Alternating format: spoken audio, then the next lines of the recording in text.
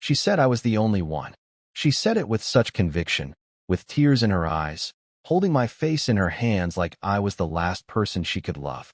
We were sitting in the car that night, just outside her childhood home, windows fogged from the heater, the scent of her lavender lotion filling the small space between us. "You're it for me," she whispered. "No one else." I believed her. God help me, I really did. I think that's what breaks me the most now. How fully I gave her my trust, how completely I wrapped myself around her promises. If you'd asked me then, I would have told you with certainty, this woman would never betray me.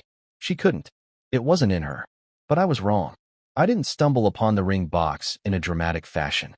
There wasn't a moment where the drawer flung open and my world crashed to the floor in one thunderous blow.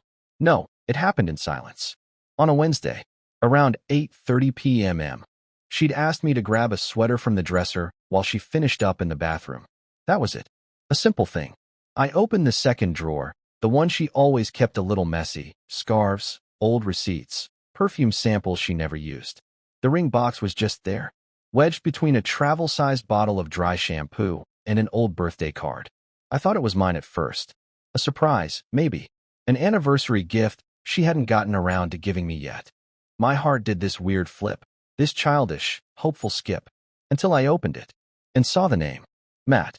That's what was engraved inside the lid. Not love always. Not forever. Not even her initials or mine. Just a first name, plain and intimate. Matt. And that's when I knew. It wasn't mine. It never was. I stood there, holding it like it was ticking. Like if I moved wrong, it would detonate. My first instinct wasn't anger. It was confusion. It was that slow-motion realization that you've walked off the edge of something and your body hasn't hit the ground yet. You're just floating, weightless, waiting for pain. When she came out of the bathroom, she was humming. A low, casual tune like she always did after a hot shower. I didn't move. I didn't put the ring box back. I just stood there, holding it out like a question. She froze mid-step. And for a second, just a second, her face betrayed something raw. Not fear. Not guilt. Something worse. Recognition. Like she knew exactly what I was holding and had already rehearsed the answer. "It's not what you think," she said. I let out this dry, pathetic little laugh. "Okay, what is it then?" It's for closure." That's what she said. Closure. I asked her to explain. Not because I didn't understand, but because I needed to hear her say it. I needed the words to confirm what my heart already knew. She told me Matt was someone from before. Someone she never really got over. Someone she'd reconnected with briefly, whatever that meant, after we had that rough patch last year. She said it didn't last. She said it was a mistake. But the ring? I asked. "You kept it." Her eyes were glassy, but no tears came. I needed to hold it one last time. To remind myself why I chose you. That line, it gutted me. Because it was supposed to be sweet, maybe even redemptive. But all it did was confirm the one thing I didn't want to admit. I was never the only one. I was the choice. And maybe that's the most brutal truth of all. That someone you love could stand in front of you, tell you they picked you, and still keep a ring from someone else hidden in a drawer like a relic of a life they secretly wanted more. I didn't scream. I didn't break anything. I just nodded and said, "I think I need to get some air." I walked out the front door and down the steps, my legs stiff like they belonged to someone else. The October air bit into my skin, cold and dry. Leaves crunched under my shoes. I kept walking. 3 blocks. Then 6. Then I turned around and came back. Not because I'd forgiven her, not even because I wanted to talk, but because I realized something important. I'd left my ring on the nightstand. The one she gave me. The one I still wore like it meant something sacred. When I came back inside, she was sitting on the edge of the bed, hands folded, the ring box still open beside her. "I'm sorry," she said. And maybe she meant it. Maybe she didn't. I picked up my ring from the nightstand, held it in my palm, and stared at it like a stranger. Then I looked at her. "I think I need closure too." She didn't speak, just nodded. I didn't know what that meant yet, not entirely. All I knew was this, the story I thought we were living in. This love story with hardships and redemption arcs and tearful reunions. It wasn't real. It was a story with an ending already written. I just hadn't turned the last page yet. And now? Now I was holding the pen. The next morning, she made coffee like nothing had happened. It was French roast, strong and dark, the kind I used to love before I stopped drinking it. I watched her from the hallway, her back turned, robe loose around her shoulders.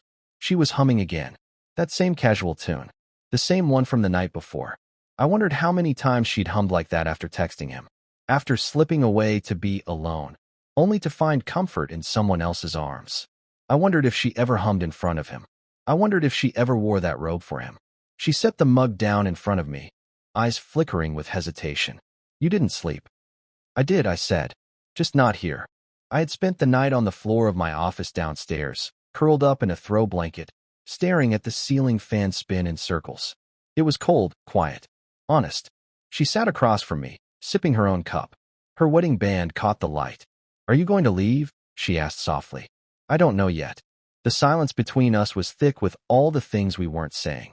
She didn't try to explain further. I think we both knew that words couldn't fix it. Not this time. After breakfast, she left for a meeting. Real one. This time, at least that's what her calendar said. I stayed behind, alone in the house that suddenly felt foreign. Every photograph on the walls looked staged. Every throw pillow, meaningless. I walked upstairs to our bedroom and stood in front of the closet. Her side was always messier, scarves half-folded, boots toppled over, hangers mismatched. Mine was surgical. Pressed shirts, lined shoes, everything color-coded. That difference used to make me smile. Now it made my throat tighten. I opened the top shelf where she kept old keepsakes. Boxes of birthday cards, faded Polaroids, a cheap tiara from her bachelorette party. I wasn't looking for anything, not really. But part of me hoped I'd find something that would explain it, some thread to unravel the madness.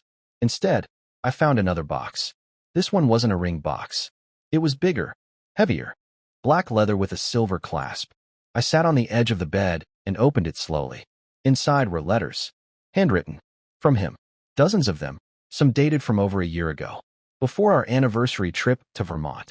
Before her miscarriage. Before we ever had our rough patch. They weren't just flings. They were love letters. The kind you write when you're building something in secret. The kind you don't write unless you're dreaming about a life with someone else. In one, he wrote, "You're my home. Every minute without you is wasted time." Another, "I see you in everything now, even in the way I breathe." I didn't cry. I just closed the box.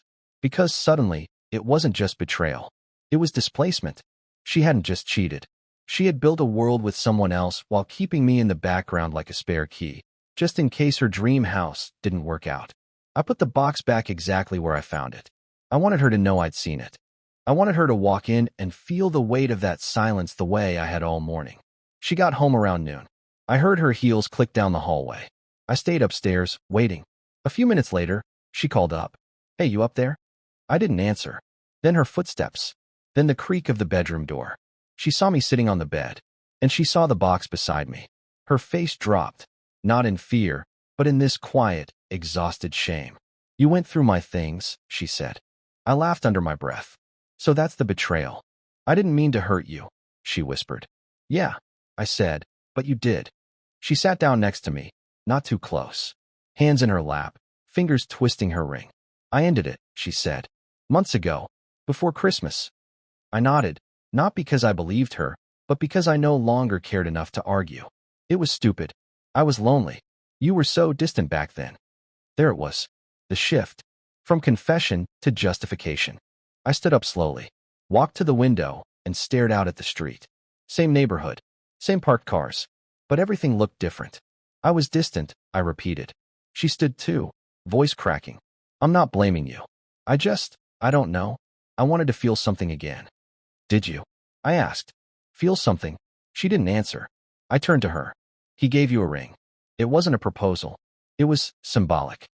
"That's not better." She crossed her arms, tears finally coming. "I didn't want to lose you." I nodded again, slow and deliberate. "Then why did you keep him in the drawer?" She looked down. No answer.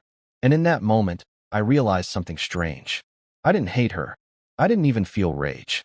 I just felt empty, like the part of me that once hurt over her had already died, quietly, sometime during the night. She took a step forward. "Can we fix this?" I shook my head. "You're asking the wrong question." She stared, confused. "Then what's the right one?"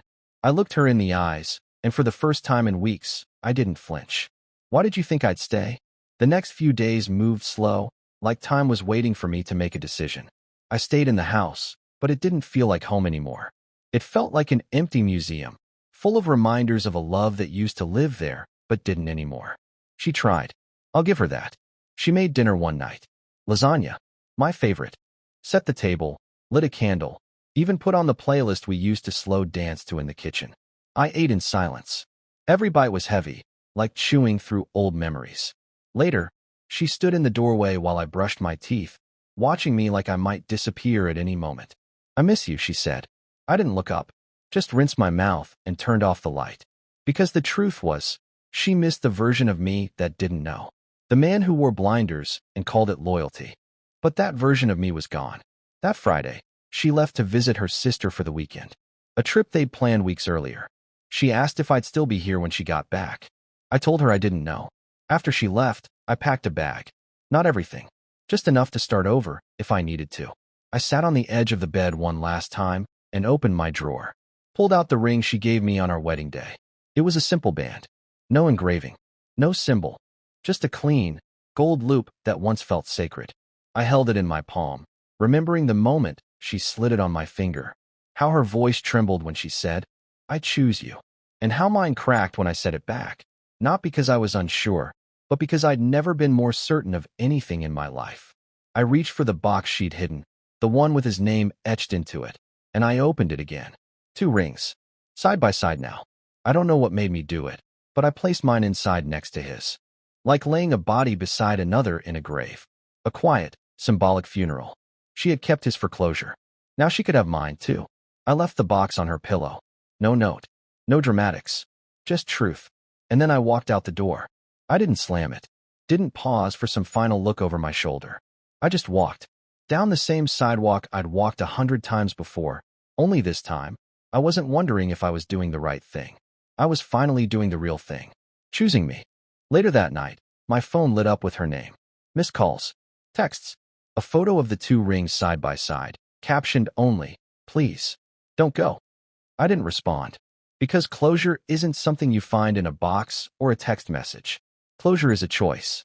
And I gave her mine.